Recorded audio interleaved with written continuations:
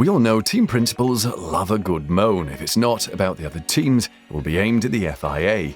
In this video, we look at the most recent accusations by Red Bull and Ferrari accusing Mercedes of cheating. Red Bull team principal Christian Horner accused the FIA of being overtly biased in favor of Mercedes with their latest technical directive. The F1 leader is well known for throwing hand grenades from the world's furthest corners. However, the claims are not entirely false. Who could this mysterious insider in the FIA be, and how did she even get there?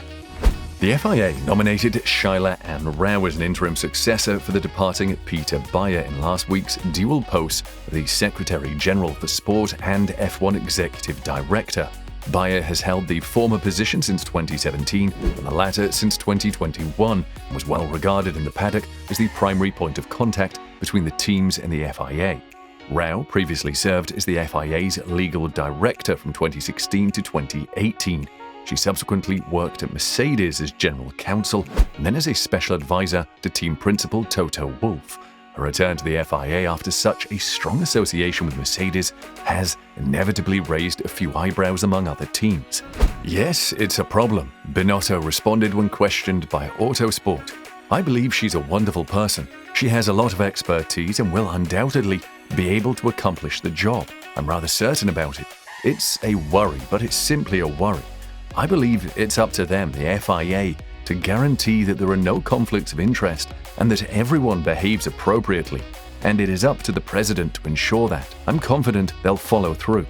As for Ferrari, we're concerned, but I'm confident their actions and judgments will demonstrate that we're incorrect. Wolff claimed that Rao was an excellent choice for the governing body and that her presence would benefit the teams. As for Shaila Ann, she was at the FIA before joining us, Wolff explained. She was formerly the CEO of one of the major sports agencies, and the benefit of having Shaila Ann in this role is that she is concerned with governance and transparency. She works as a lawyer, and I believe this is something we've often criticized in the past, that things weren't always as straightforward and plain for the teams. And I believe this is one of the primary themes she will attempt to implement. That's great news for all of the teams. Binotto and Wolff agreed that Bayer's exit was a setback for the sport. Still, they also accepted that incoming FIA President Mohammed Ben Sulayem had the authority to replace his staff. We worked with Peter Bayer for a long period, Wolff explained, and he was a logical person. I appreciated having him as a sparring partner.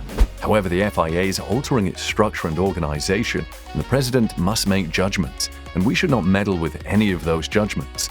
I think he has a vision of where he wants to have the FIA, and if a change in an organization is part of it, we must respect it.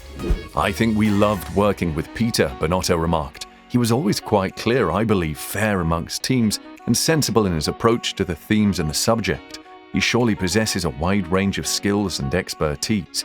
As Toto stated, I believe that if there is a new organization or reorganization inside the FIA, it is up to the new president to move on, to choose his team, and we accept the choices. So I believe we're embracing and even looking ahead, and we'll try to make sure that we're properly coordinating, that the FIA is getting stronger and stronger today. Eccleston said joining the FIA as an ex-Merck employee is bloody risky. Due to her Mercedes connections, former F1 boss Bernie Eccleston called Shaila Ann Rao's selection as the FIA's interim Secretary General dangerous. President Mohammed bin Sulayem named Rao as the FIA's interim Secretary General earlier this month after Peter Bayer left the regulatory body after 5 years. Rao served as general counsel and special advisor to CEO Toto Wolff at Mercedes until the end of 2021. She had previously served as the FIA's legal director. The nomination of such a significant Mercedes player to the FIA has raised eyebrows around the paddock, with Ferrari head Mattia Binotto expressing disquiet over the decision.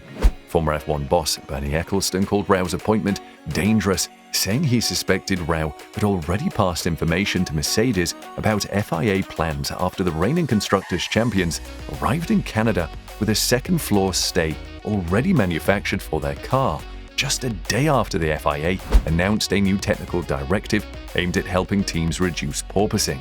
Eccleston told the Daily Mail, "It's extremely hazardous. Toto started all of this foolishness about automobiles needing to be changed. She informed them of the new directive. She was with Toto for around 2 to 3 years. Reflecting on his tenure in control of the sport, he stated that he could not place team figures in positions of influence inside the F1 organization. "When I was controlling things, I tried to have Luca di Montezemolo, former Ferrari chairman, as chairman of the business," he remarked.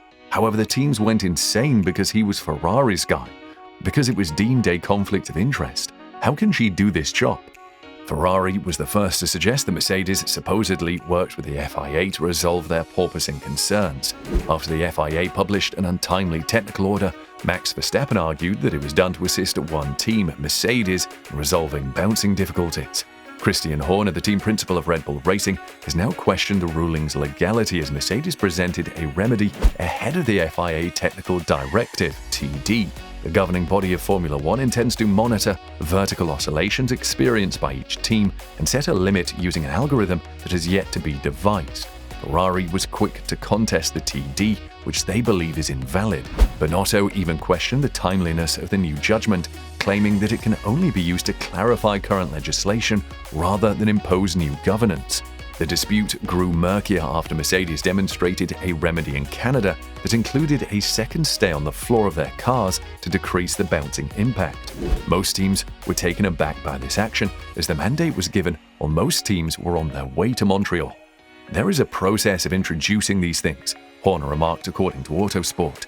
"I think the second stay was particularly frustrating since it had to be debated in a technical forum, and it's blatantly slanted toward resolving the difficulties of one team, which was the only team that showed up here with it even before the technical mandate," he continued. "So figure that out." Horner's comments come in the aftermath of the Canadian Grand Prix, where all team principals convened to discuss the FIA's technical directive.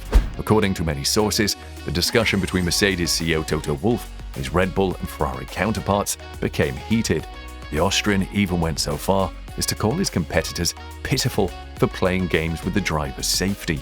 On the other hand, Horner has described it as a little bit of theatre because Netflix was present to record the encounter while following Wolff throughout Canada for Season 5 of Drive to Survive. "I think there was a theatrical quality to the meeting," Horner stated, "so maybe with Lewis's new movie coming out, they're enrolling him for it." Whether or not the Mercedes have had a not-so-excellent season in F1, it's impossible to take out the fact that an ex-member is a member of the FIA. One must wonder if it was just a coincidence or just plain old luck. On the other hand, Rao denied showing favoritism to her previous employers, claiming she is not concerned about some speculations and is simply doing her job. "Before I worked for Mercedes, I was Federation's head of legal affairs," Rao told an Italian newspaper. "It's like that in F1. You go from one team to the next. It's full of ex-executives, including F1 President Stefano Domenicali. But I don't bother about rumors. I keep doing what I've always done, working." Rao enters a difficult moment, with 6 teams poised to resist an FIA regulation revision over the bounce of next year's vehicles. If it is a question of safety, the FIA has the authority to execute it without the team's approval, but the 6 teams are not persuaded. On the other hand, Rao claims that it's merely a suggestion and that they must interfere if safety is a risk. "At the moment, it's just a suggestion that hasn't been finalized," she explained. "In any event, we try to ensure the safety of the drivers, always. What would happen if we didn't interfere when people's lives are at stake?" Do you believe Shaila and Rao's assumption of her duties damages the FIA's integrity? Leave a comment.